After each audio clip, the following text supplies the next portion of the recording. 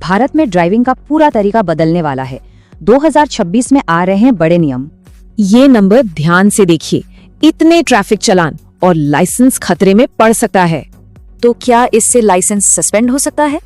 नए नियमों के हिसाब से बिल्कुल हो सकता है। चलिए देखते हैं कैसे। तो सवाल ये है कि बदलाव क्यों?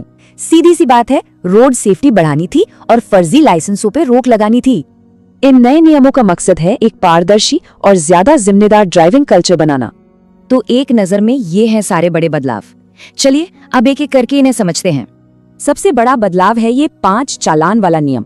ये खास कर उन लोगों के लिए है जो बार बार नियम तोड़ते हैं। अगर बार बार नियम तोड़े तो लाइसेंस 3 महीने तक के लिए सस्पेंड हो सकता है। पर रुकिए, ये सब सिर्फ सजा के बारे में नहीं है। इस नए सिस्टम में कई डिजिटल सुविधाएं भी जोड़ी गई हैं।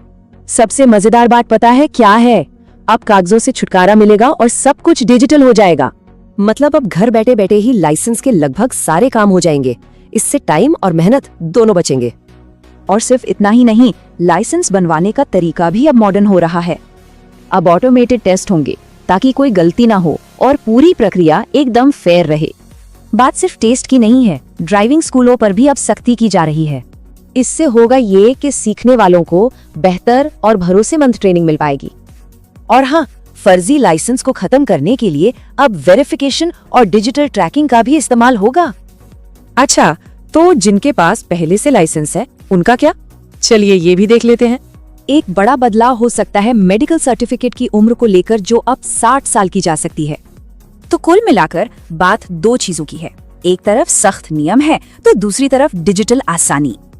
आखिरकार इन सभी बदलावों का मकसद एक ही है, सुरक्षित सड़कें और एक जिम्मेदार ड्राइविंग कल्चर।